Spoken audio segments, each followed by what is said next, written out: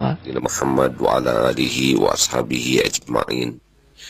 Para pendengar yang budiman, saat ini di Madinah Allah sedang takdirkan cuacanya dingin, angin pun besar. Tapi apapun cuacanya sama sekali tidak boleh mencela perbuatan Allah. Panas, dingin adalah karunia Allah. Angin sepoi-sepoi, angin kencang juga adalah perbuatan Allah. Benar kita ingin cuaca yang pas dengan keinginan kita, tapi Allah pasti punya rencana lain di balik semua takdirnya. Kalau kita perhatikan dengan adanya cuaca dingin, Allah pun menghidupkan ekonomi dengan jaket yang tebal, dengan selimut, dengan makanan-makanan penghangat, dengan beragam kejadian yang hadir hikmah dengan adanya dingin. Mari kita perhatikan bagaimana sikap orang terhadap musim dingin, musim hujan. Tidak ada kejadian yang Allah ciptakan sia-sia. Ma khalaqta hadza batila. Oleh karena itu, jikalau ada musim hujan, musim dingin, musim panas, di balik semua itu ada hikmah yang sangat besar. Yang kalau kita bisa bertafakur, semakin yakin betapa di balik aneka cuaca ini Allah memberikan begitu banyak pelajaran, begitu banyak kejadian yang membawa manfaat. Mari kita berhati-hati menjaga lisan kita di dalam berucap tentang cuaca. Apapun cuacanya adalah Allah yang memiliki, Allah yang menetapkan, dan tidak berhak bagi kita untuk berkata buruk terhadap perbuatan Allah yang maha baik. Saudaraku sekalian, suasana di Madinah pun saat ini belum begitu ramai. Tetapi semalam karena malam Jumat, banyak yang itikaf, rupanya banyak yang memanfaatkan malam Jumat untuk meningkatkan, memperpanjang umur amal. Kita tahu umur ada dua, ada umur fisik kita ini yang pasti berakhir, tapi ada juga umur amal kita yang harus terus kita perpanjang dengan memperbanyak amal-amal soleh.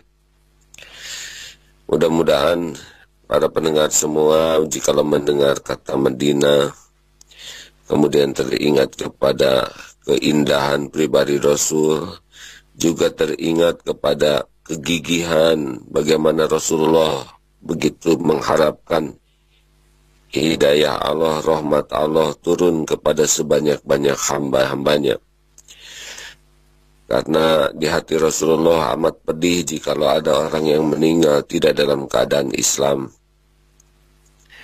Pernah kita simak dulu sebuah hadis tentang bagaimana Rasulullah menyikapi ketika ada seorang Yahudi yang meninggal. Beliau sedih karena seorang meninggal tidak dalam keadaan dapat hidayah.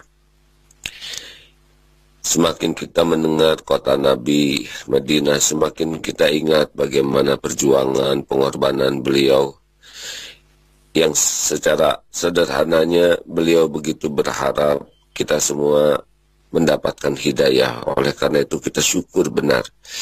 Mungkin ini satu bahan tafakur bagi siapapun yang senang berdakwah atau yang terjun dalam dunia dakwah. Ada yang mengibaratkan dakwah itu seperti menyelamatkan anak yang diculik. Pasti tidak ada berpikir jengkel kepada anak tersebut kalau seorang anak diculik. Yang terpikir adalah berjuang sekuat tenaga agar anak lepas dari penculikan tersebut. Nah, inilah ilustrasi bahwa orang sekarang menjadi tersesat, tergelincir,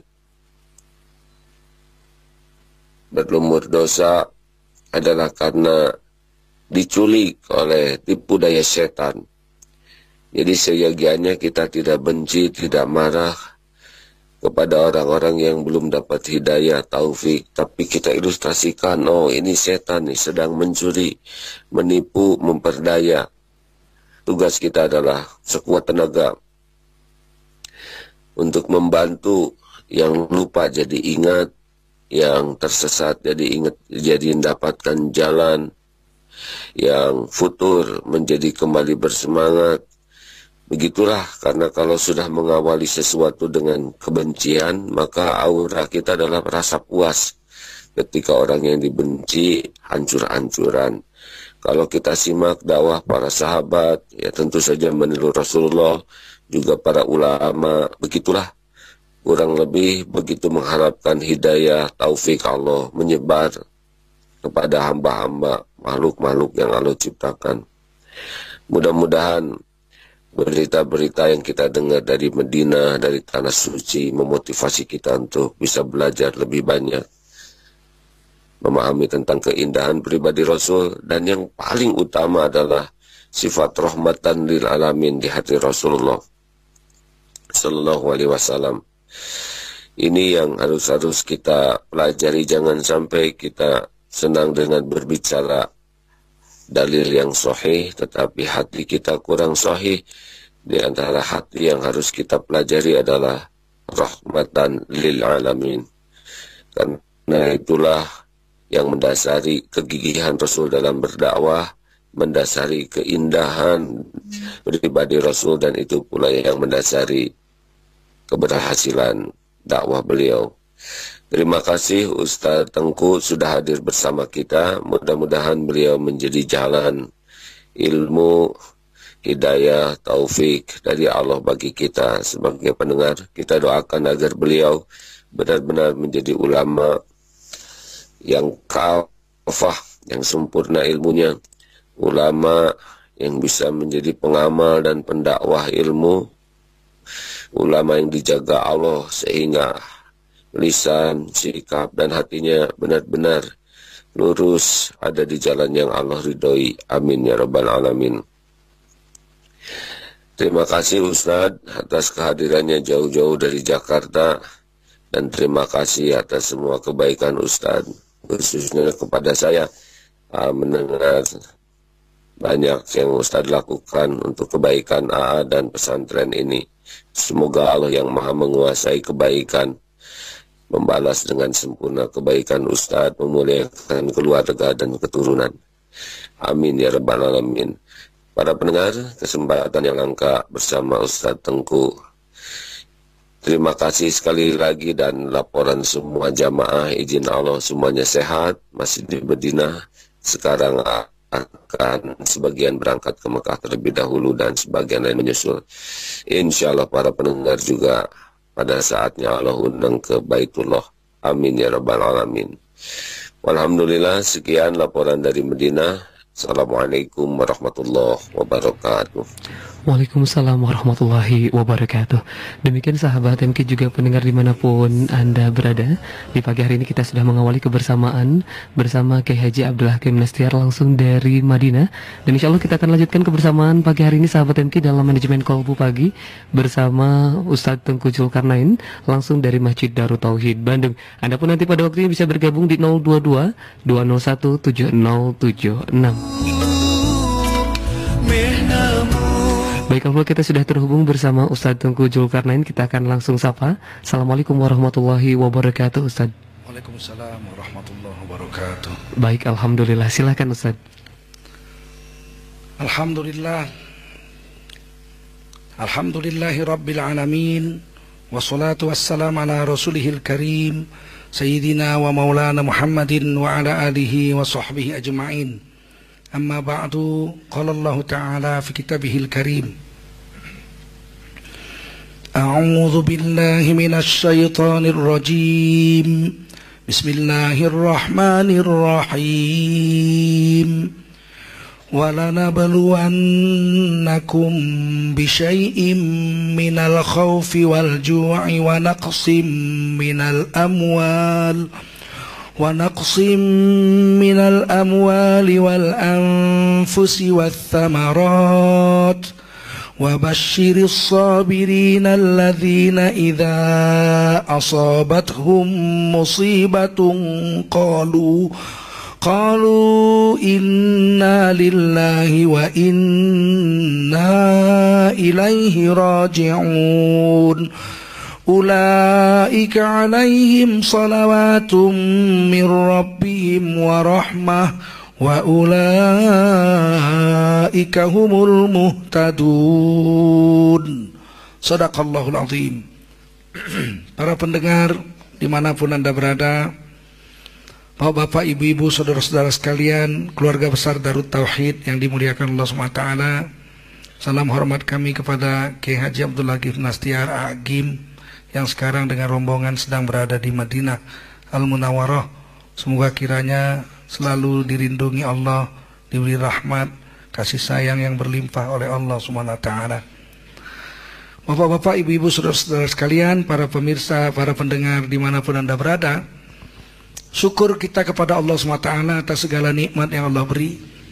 Salawat salam kita sampaikan untuk baginda Rasulullah SAW. Di antara nikmat-nikmat Allah yang banyak, yang paling besar adalah nikmat iman. Alangkah rugi besarnya orang yang tidak memiliki iman. Dan iman ini sedikit kepada manusia ini di dunia. Dari 7 miliar lebih kurang penduduk dunia, orang-orang yang beriman kepada Allah SWT dan baginda Rasulullah SAW hanya 1,7 miliar saja. Jadi sekitar 20%. 80% lagi merupakan ladang kita untuk kita berikan contoh yang baik, untuk kita dakwah agar mereka mau memeluk agama yang benar ini. Salawat salam kita sampaikan untuk baginda Rasulullah SAW. Para pendengar, hadirin wal hadirat rahimakumullah. Iman itu nggak kelihatan, dia ada di dalam dada. Kalau orang Islam tidur, orang beriman tidur, dengan orang yang tidak beriman tidur, tidak kelihatan yang mana orang Islam, yang mana yang bukan orang Islam. Tapi begitu bangun kelihatan yang mana yang Islam, yang mana yang tidak. Orang beriman begitu bangun dia ucapkan Alhamdulillah. Alhamdulillahirabbil alamin. Alhamdulillahilladzi ahyana ba'dama amatana wa ilaihin nusyur. Bangun. Kemudian dia wudu, bersihkan tubuhnya, istinja segala macam, dia kemudian wudu, kemudian dia sholat subuh. Sementara orang yang tidak beriman, dia tidak lakukan seperti itu. Kadang-kadang seperti yang dikatakan oleh guru kita tadi, Agim, komplain, waduh kenapa ini dingin, kenapa ini angin ribut, kenapa ini. Wah, orang Islam tidak seperti itu, kelihatan gitu. Ini angin ribut nih, Allah kuasa memberikan angin. Dingin sekali, dengan dingin tukang jual jaket jadi kaya, jaketnya jadi laku. Tukang es tapi menderita, ya tukang es jual jaket. Masya Allah. Orang beriman itu begitu dia bangun tidur terus kelihatan. Nah, iman ini dahsyat. Siapa punya iman walaupun sebesar atom di dalam hatinya, dia punya hak untuk masuk surga. Orang yang beriman walau sebesar atom dalam hatinya, dia berhak untuk ditimbang amal di hari kiamat.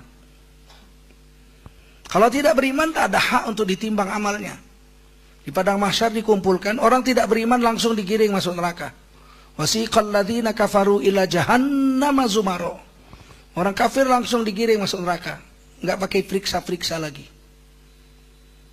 Tapi orang beriman, dia diperiksa amal. Kalau dia orang bertakwa, dia masuk surga tidak diperiksa. Wasiqal ladzina taqaw rabbahum ilal jannati zumaro. Orang bertakwa digiring masuk surga, enggak diperiksa-periksa. Orang yang beriman, kafir tidak, takwa enggak juga gitu. Sholat sih sholat, nyolong mau juga. Nah, pergi ke masjid rajin, sendal orang dibawa. Ini orang seperti ini, dia punya hak juga untuk ditimbang amal karena ada imannya. Kalau ditimbang, fa amma man saqulat mawazinuhu fahuwa fi 'ishatir radiyah. Kalau ditimbang amalnya banyak baiknya, jahatnya ada, tapi tidak sebanyak baiknya. Lebih banyak baiknya dari jahatnya. Dia akan masuk dalam surga. Fa amma man saqulat mawazinuhu fahuwa fi 'ishatir radiyah, dapat keridhaan Allah masuk surga. Tapi kalau ditimbang amal, wa amma man khaffat mawazinuhu, ditimbang amal, baiknya ada tapi sedikit, jahatnya lebih banyak dari baiknya. Apa boleh buat? Fa ummuhu hawiyah, dimasukkan ke hawiyah. Wa ma adraka ma hiyah narun hamiyah. Itu hawiyah adalah neraka yang bernyala-nyala yang sangat panas. Nah, dia tidak akan kekal dalam neraka. Ketika dosanya lunas, dia diangkat, dimasukkan ke surga. Remuk-remukan begitu? Tidak. Dia akan diperbaiki dulu. Hancur-hancuran dalam neraka itu dia akan diperbaiki. Dimasukkan dulu ke dalam sebuah sungai. Di sana di akhirat ada namanya sungai kehidupan. Dalam bahasa Arabnya nahrun hayah. Nah, sungai kehidupan. Di situ dimandiin, tumbuh lagi dagingnya yang sudah hancur-hancur itu. Diperbaiki. Ibarat kalau mobil sudah tabrakan ringsek, diperbaiki, dilas, didempul, diketuk, mulus lagi, baru masuk surga. Masya Allah. Kenapa? Ada iman. Alangkah baiknya kita memiliki iman, dijaga iman kita sampai mati, jangan tercabut. Insya Allah, amin. Banyak doa dan banyak dipelihara iman ini. Nabi satu hari bersabda kepada sahabatnya, jadidu imanakum, perbaharui imanmu. Loh, iman bisa dibikin baru, berarti iman bisa menjadi usang. Iman itu seperti baju yang dipakai. Semakin lama dipakai dia semakin buram, semakin usang, semakin kotor, semakin lemah, semakin lapuk.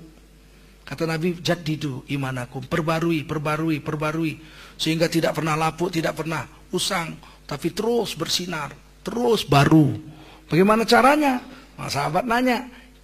Qalu, sahabat bertanya, sahabat-sahabat Nabi, kaifa nujaddidu imanana ya Rasulullah? Bagaimana kami bikin iman kami senantiasa baru, tidak usang-usang? Qala Rasulullah SAW, aksiru min qawli la ilaha illallah. Banyakkan kamulah mengucap la ilaha illallah. Coba ucap semua, la ilaha illallah. Ini memperbaiki iman. Lagi duduk-duduk kita sendiri-sendiri, nggak ada orang, jiwa kita sedang sahdu, ucapkan la ilaha illallah. Perbarui iman kita. Lagi duduk-duduk sendirian, jiwa kita sedang galau, hati kita sedang risau, kita ucapkan la ilaha illallah. Diperbanyak qaul, ucapan la ilaha illallah. Qaul, ucapan la ilaha illallah, banyain. Di mana-mana saja. Sedang senang, sedang susah, sedang sendiri, sedang dengan anak, sedang istri bersama kita, ucapkan la ilaha illallah. Iman kita selalu baru dan baru dan baru dan baru. Nanti kita akan mati dengan iman yang penuh, maka kita mati dalam keadaan husnul khatimah, mati bagus. Saudara-saudara yang mulia, Rasulullah SAW dalam hadis riwayat Imam Baihaqi bersabda, al-imanu nisfani. Iman itu dua sisi, separuh-separuh. Jadi iman itu dua separuh. Jadi yang bahasa yang mudah dipahami, iman itu dua sisi, seperti mata uang. Iman itu seperti mata uang, dua sisi. Yang satu sisi lagi berbeda. Yang satu sisi kata Nabi apa? Nisfun fis sabri. Separuh sisinya iman itu sabar. Separuh lagi wa nisfun fis syukri. Separuh iman lagi itu sisinya adalah syukur. Jadi iman itu antara sabar dan syukur. Indahnya hadis ini. Dan kata Rasulullah dalam hadis lain itu, umat Islam itu, orang mukmin itu menakjubkan. Sangat menakjubkan orang Islam itu. Orang mukmin itu menakjubkan, bikin orang heran, bikin malaikat takjub heran. Kenapa? Sebab orang Islam itu, orang beriman itu, kalau datang ujian dia bersabar. Takjub malaikat dan seluruh makhluk. Kalau datang kenikmatan dia bersyukur. Nah, kita berdiri antara dua itulah. Separuh sabar, separuh syukur. Kalau datang sesuatu yang tidak mengenakkan kita diwajibkan sabar oleh Allah SWT. Sabar. Yang tidak enak bagi kita itu bukan tidak bagus. Kita menganggap, ini nggak enak nih, nyakitin saya nih, bikin saya susah, nggak enak nih, nggak bagus. Oh, jangan dibilang begitu. Sebab Allah lah yang menciptakan kita, Allah yang tahu apa keperluan kita. Diberikan oleh Allah sesuatu, nggak enak kita rasa.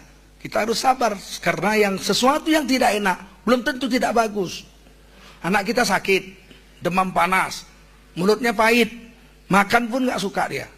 Terus kita kasih obat, dari dokter nih obat, minum, anak kita menjerit, pahit, nggak enak, tuh, nggak enak, pahit, sampai dia muntah. Kita bilang, sabar nak, ini kalau kau minum ini memang pahit, tapi insya Allah 2-3 hari nanti penyakitmu akan sembuh.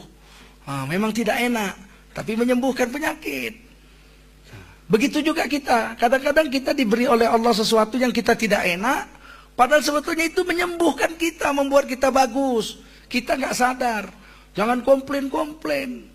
Kenapa saya hari ini susah? Usaha saya kok nggak berhasil sekarang ini? Mungkin ada kebaikan di situ.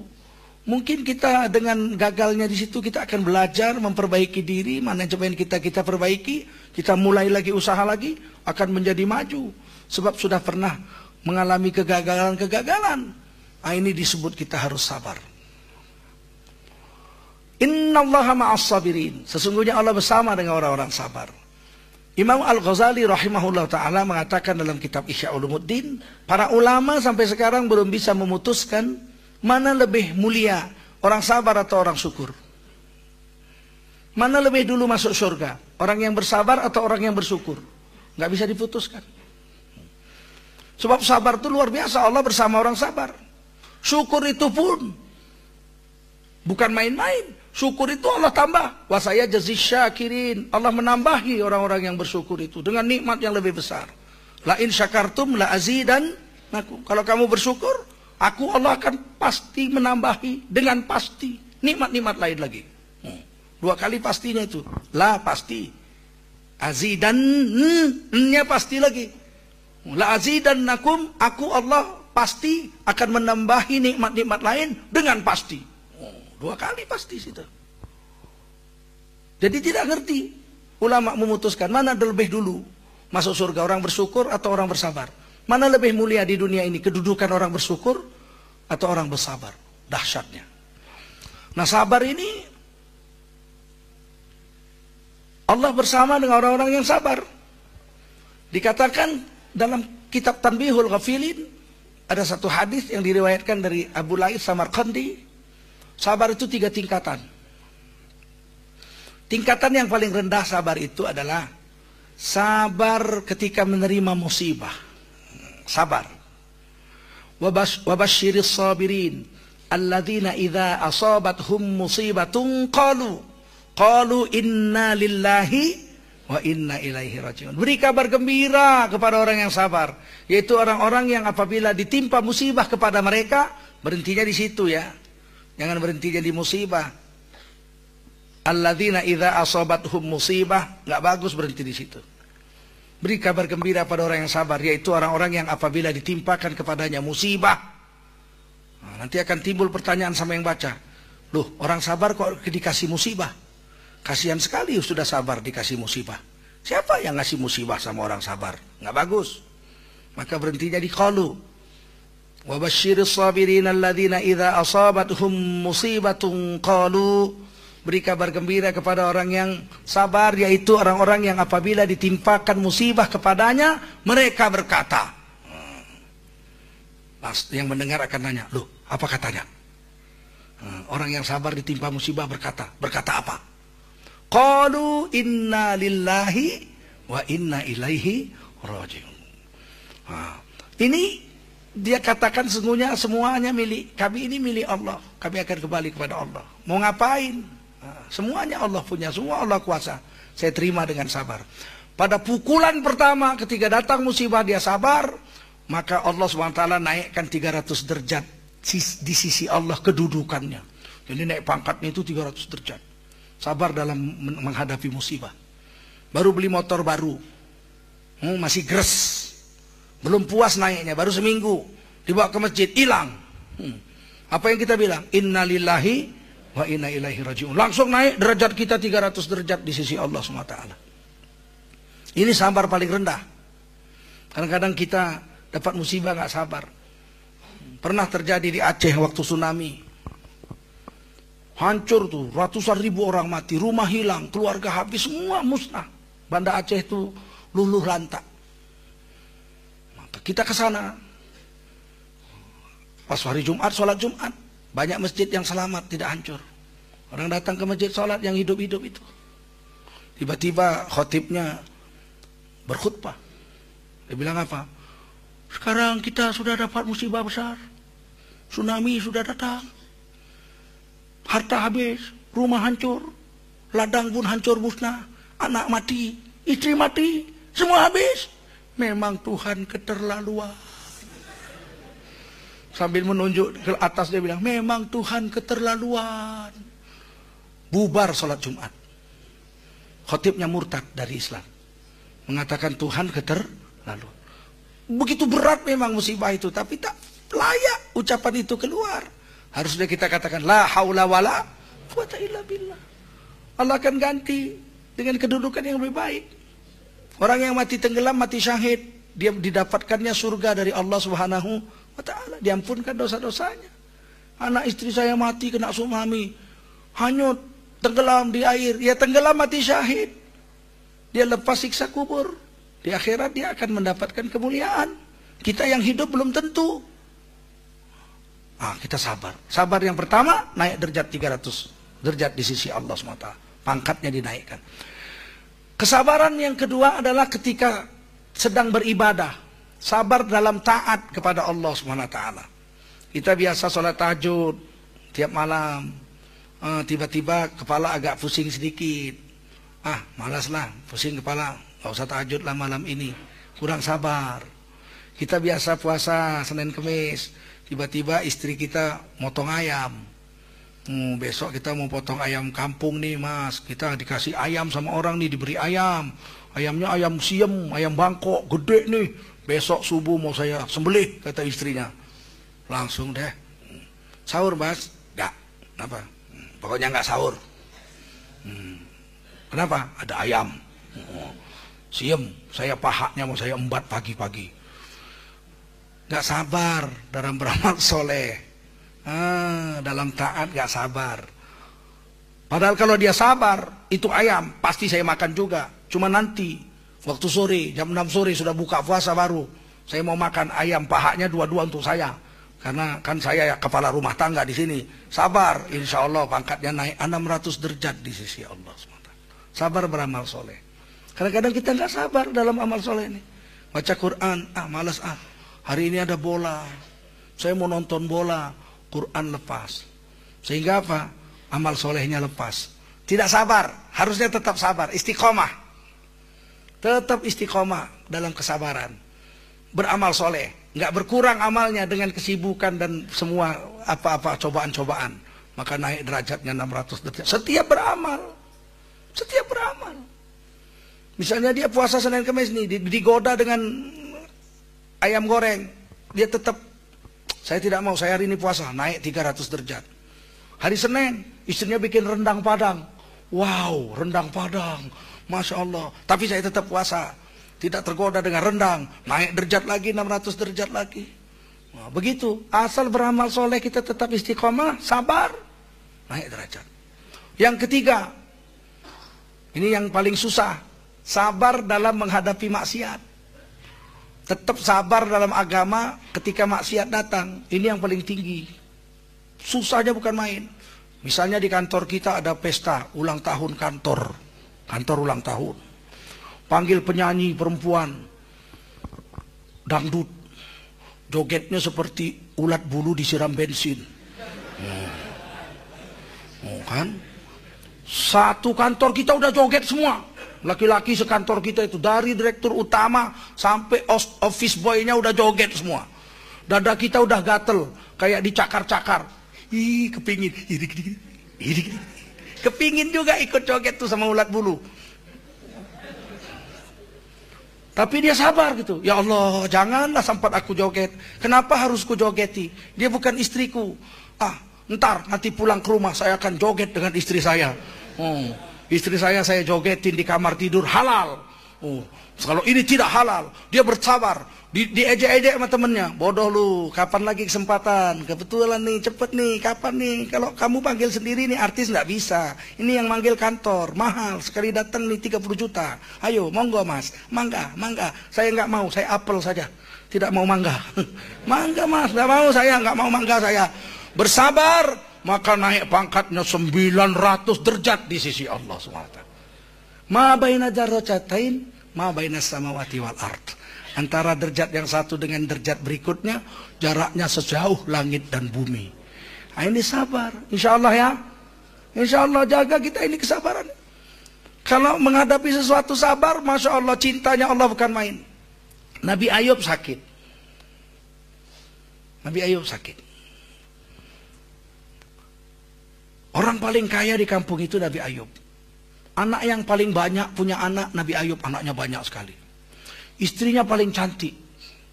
Pokoknya Nabi Ayub di situ paling semua, paling cakep, paling tampan, istrinya paling cantik, hartanya paling banyak, anaknya paling banyak, kebunnya paling luas, pembantu rumah tangganya, budaknya paling banyak. Pokoknya paling unggul lah di kampung itu Nabi Ayub. Tiba-tiba kena sakit. Hewan ternaknya mati semua.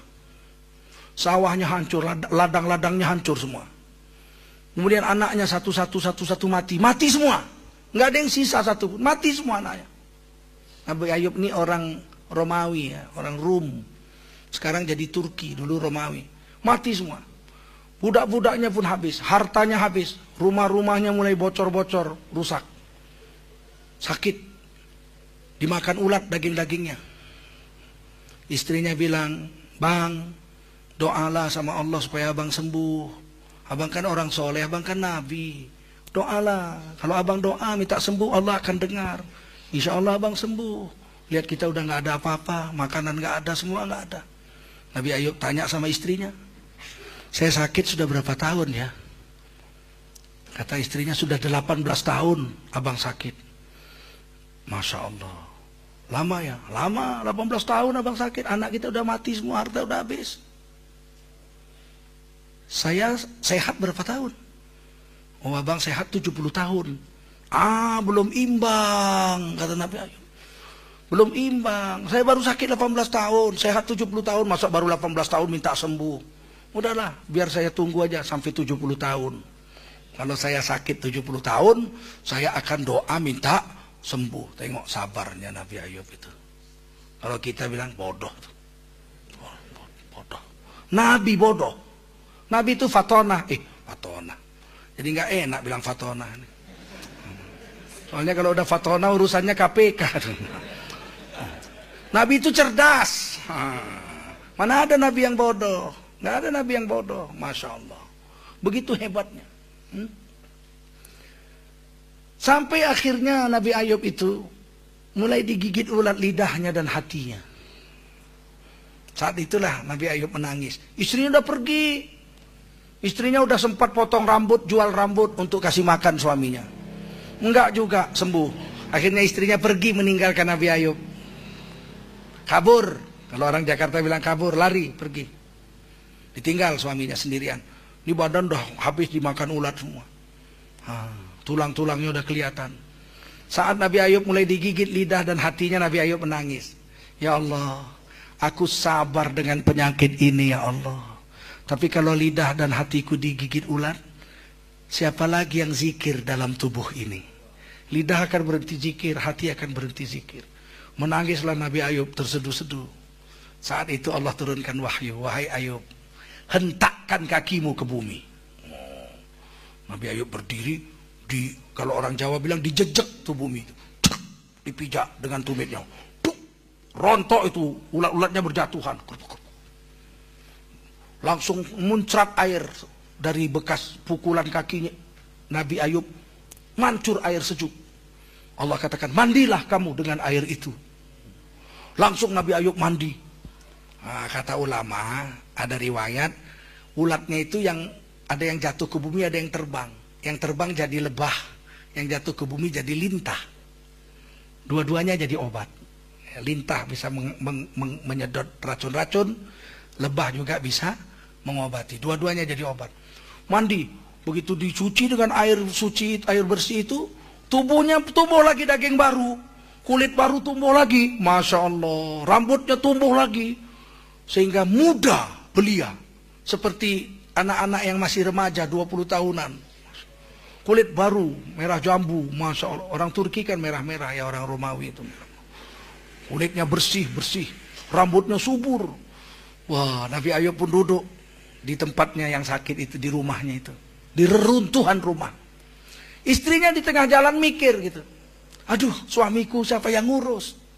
Kalau aku pergi bagaimana? Istrinya nangis. Kenapa aku gak sabar? Sudah 18 tahun aku bersamanya, merawat sakit daripada suamiku dengan badannya yang busuk. Istrinya kembali lagi.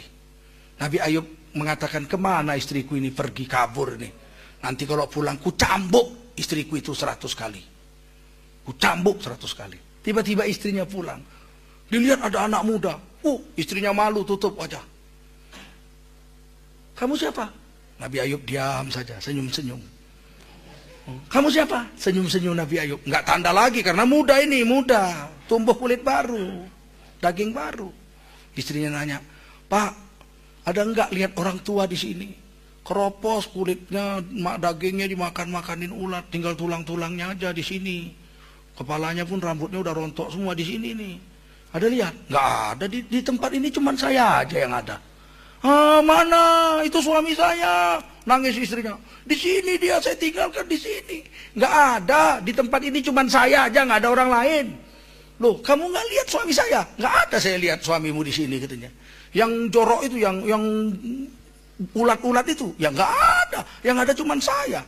Akhirnya istrinya nangis-nangis. Baru Nabi Ayub bilang, aku Ayub, suamimu itu akulah. Loh, kok iso ganteng koyong ini kui? Nggak gitu kan? Kok bisa begini berubah ganteng begini? Oh, Allah melakukan segala sesuatu suka Allah. Fa'al lima yurid. Allah mau buat apa saja tidak ada yang bisa menghalangi. Sesungguhnya akulah Ayub. Allah berikan air, Allah mandikan aku dengan air dan sembuhlah seluruh penyakitku. Maka istrinya bilang, saya mau balik lagi mas, minta ampun mas, saya silap gitu. Kata Nabi Ayub, iya tapi kamu harus saya cambuk 100 kali. Kata istrinya, boleh mas, cambuklah saya, rela aku dicambuk. Nabi Ayub bilang, baik saya akan cambuk. Nabi Ayub ambil rumput 100 pohon, 100 batang rumput, diikat jadi satu. Sini, digebuk sekali, prok, dah. Loh kok sekali? Ya kan 100 batang. Sekali keprok 100 batang kan dihitung 100. Dari sinilah Imam Syafi'i mengambil hukum. Kalau suami mentalak istrinya, kuceraikan kau talak 3, jatuh 3 itu. Kuceraikan kau talak 1, besok lagi talak 1, besok lagi talak 1, jatuh 3. Sekaligus juga kuceraikan kau talak 3, langsung 3 itu. Mana buktinya? Buktinya itu Quran ceritakan. Nabi Ayub mencambuk istrinya dengan 100 batang rumput. Sekali cambuk, cepret, hitung berapa? Hitung berapa? Hitung 100. Begitu. Kita nggak boleh mukul istri loh. Itu begitu hebatnya Nabi Ayub itu. Istrinya udah sempat kabur pun nggak dipukul. Pukulnya pun cuma pakai rumput. Begitu ya. Suami nggak boleh nampar istri. Kalau ditamparnya istrinya sekali, pak. Istrinya pergi ke dokter di visum, dia ngadu ke pengadilan agama, jatuhlah talak 1. Wajib cerai itu. Jangan main-main nabok-nabok istri. Istri tidak boleh ditampar. Boleh ditampar istri 1000 kali sehari. Tapi namparnya pakai hidung. Ding, ding, ding, ding, ding. Itu kesabaran Nabi Ayub alaihissalam dalam penyakitnya. Betapa hebatnya orang yang sabar. Nah sekarang orang yang syukur. Nabi Musa kalimullah bertanya kepada Allah SWT. Wahai Allah, kenapakah engkau katakan Nabi Adam hamba yang pandai bersyukur? Banyak yang dipuji Allah, Nabi Adam hamba pandai bersyukur. Nabi Nuh juga. Innahu kana abdan syakuro. Itu Nabi Nuh adalah hamba yang pandai bersyukur. Padahal Nabi Nuh itu istrinya kafir. Moralnya jelek. Sabar. Dan syukur Nabi Nuh itu diangkat Allah jadi nabi. Dakwah lailan wan nahara, malam dan siang. Dari umur 480 sampai umur 950. Umur 900 datanglah badai topan yang membinasakan seluruh umatnya. Cuma kecuali 80 orang. Tapi Nabi Nuh itu syukur dengan kedudukan jadi nabi. Dilempari orang, sabar juga. Istrinya jahat, sabar. Istrinya itu, kalau Nabi Nuh sudah mulai pakai baju baru, udah tahu nih, ini pakai baju bersih, ini mau dakwah nih. Sebelum istrinya pergi, Apa sebelum suaminya pergi, istrinya pergi dulu dari pintu belakang. Nah, dia kasih tahu tetangganya, ntar lagi suami saya datang tuh. Dia kalau ngajak kamu jangan percaya. Saya istrinya. Saya aja istrinya nggak percaya. Jangan percaya. Nah, dia pergi lagi, jangan percaya itu Nabi Nuh. Saya istrinya. Saya yang mengerti itu. Didakwah dulu sama istrinya. Baru suaminya datang, nggak berhasil. Orang istrinya udah duluan. Begitu datang dia, assalamualaikum. Begini. Orang mengejek. Kenapa? Istrinya aja nggak percaya, apalagi kita. Sehingga 400 tahun Nabi Nuh dakwah, yang dapat cuma 80 orang aja beriman kepada Allah SWT. Itu pun orang-orang miskin, orang-orang kecil-kecil. Tapi Nabi Nuh itu bersabar dan bersyukur. Nabi Adam pun dibilang hamba yang pandai bersyukur. Kenapa ya Allah engkau katakan Nabi Adam hamba yang pandai bersyukur? Allah jawab, karena dalam syukur Nabi Adam ada 3 hal. Yang bilang 3 perkara. 3 apa? 3 hal. Ini perkara ini orang Islam takut, orang-orang takut masuk Islam. Rukun iman 6 perkara.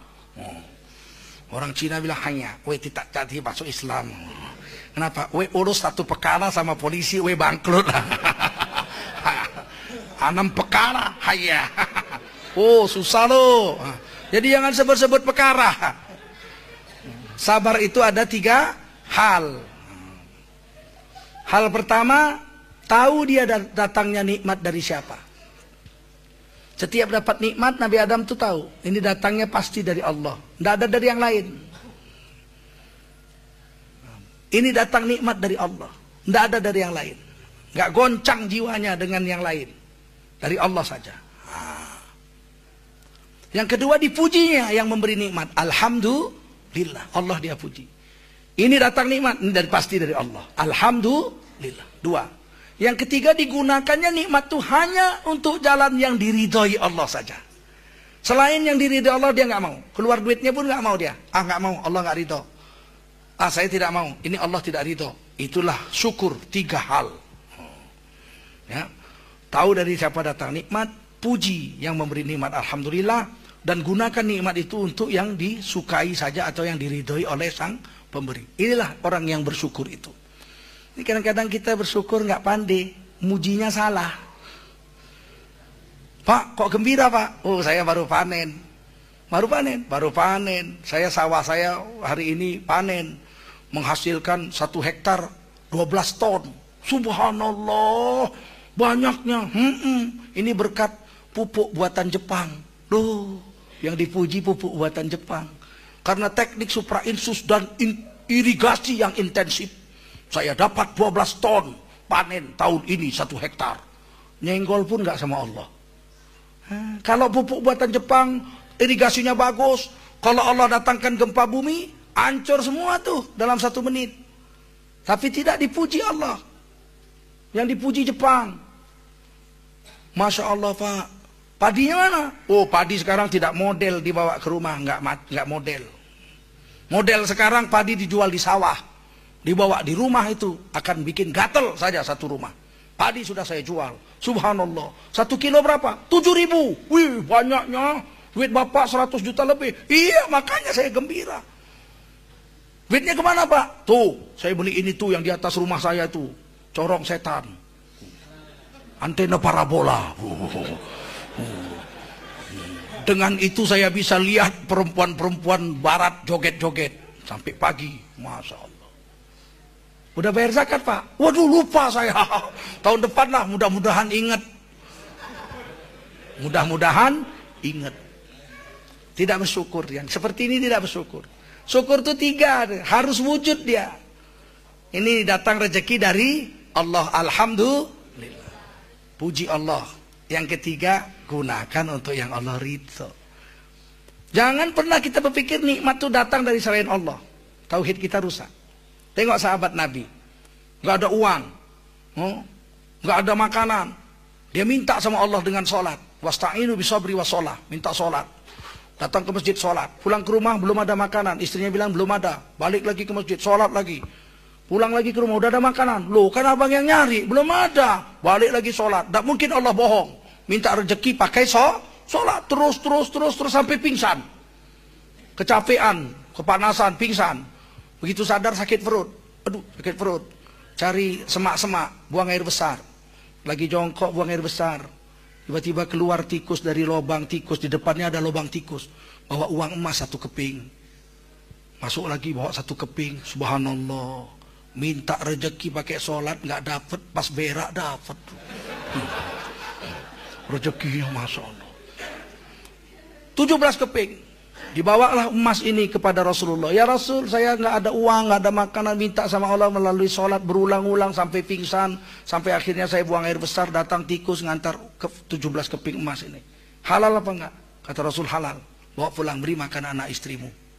Wa may yattaqillaha yaj'al lahu makhraja wa yarzuqhu min haitsu la yahtasib. Siapa bertakwa, Allah beri rezeki. Keluar daripada kesulitan dan diberi rezeki dari jalan yang tidak disangka-sangka. Silakan bawa pulang makan. Selesai, sampai situ aja. Dia bilang alhamdulillah, dipuji Allah, dia beri makan anak istrinya dengan uang yang halal. Selesai. Nggak ada goncang dengan yang lain. Coba kalau kita, loh, kok cuma 17 keping ya? Pulang ngambil sekop. Jangan-jangan di dalam masih ada 7 keranjang lagi nih. Disekop. Disekop tuh lubang. Nggak ada, cuma ada tikusnya diambil, panggil RCTI, ya nggak, panggil TPI. Inilah dia, tikus ajaib. Rusak tauhid. Kita harus yakin itu. Semua nikmat dari Allah. Manusia, makhluk hanya sebagai sebab saja, asbab, perantara untuk Allah memberikan rezeki kepada kita. Kadang-kadang lewat perantara bapak kita, lewat ibu kita, lewat guru kita, lewat tetangga, lewat majikan kita. Semua itu karena Allah yang memberi. Innallaha yarzuqu may yasha bighairi hisab. Allah memberi rezeki kepada siapa Allah mau tanpa perhitungan banyaknya. Paham insyaallah ya? Saya mau ada dialog ya katanya ya. Silakan buka dialog dengan para pendengar sekalian dan para pemirsa sekalian. Dipersilakan yang mau bertanya.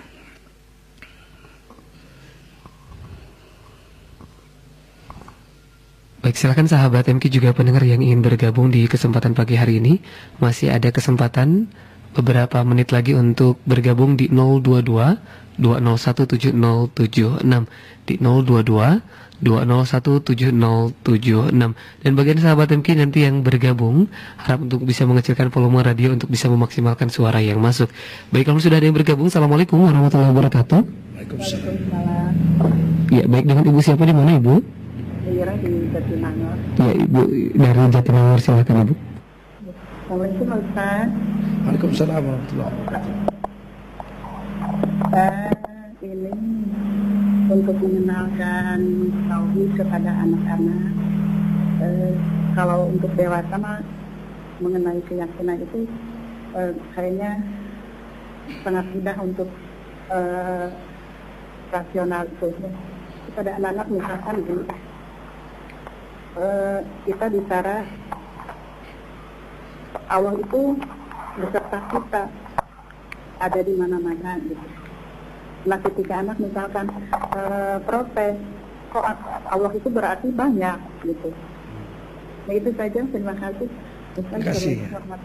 Waalaikumsalam. Tidak boleh mengatakan Allah ada di mana-mana. Allah bukan ada di mana-mana, ada di langit, ada di bumi, ada di WC, ada di diskotik. Tidak boleh mengatakan Allah ada di mana-mana. Tiada tempat yang mampu menampung Allah. Allah tidak di langit, Allah tidak di bumi, Allah tidak duduk di atas arasnya, Allah tidak ada di padang rumput.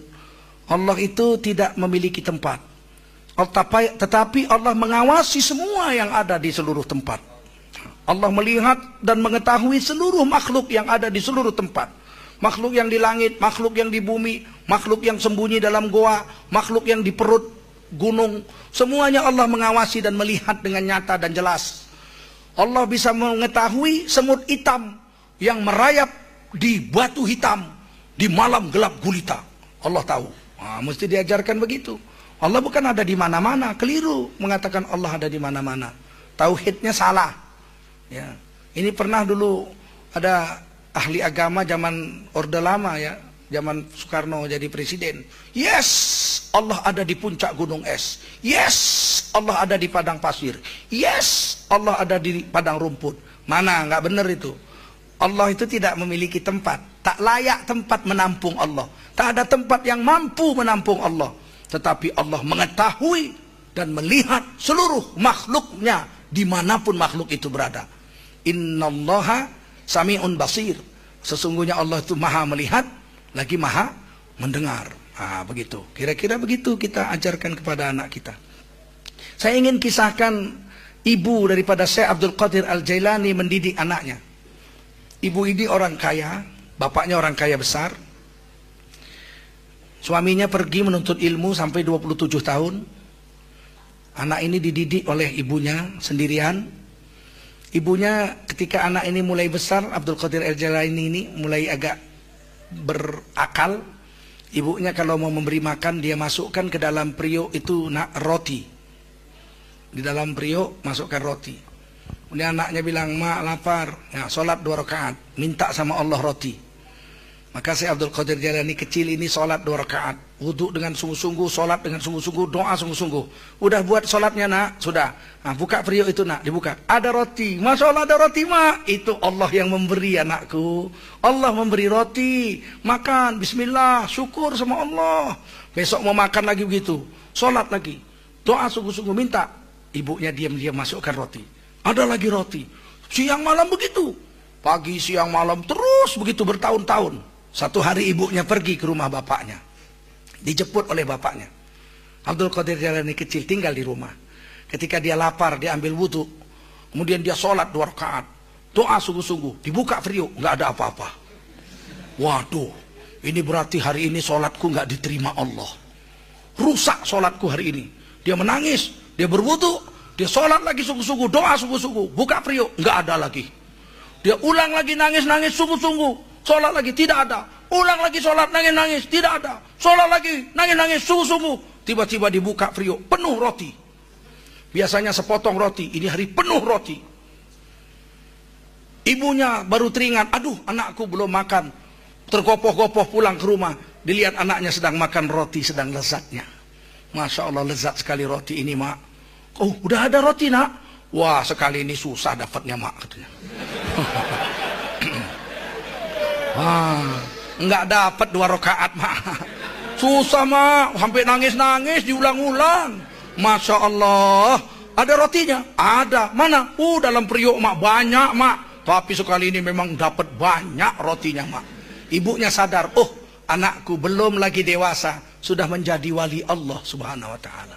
Sudah datang makanan atas bantuan Allah dengan keyakinannya kepada Allah subhanahu wa ta'ala.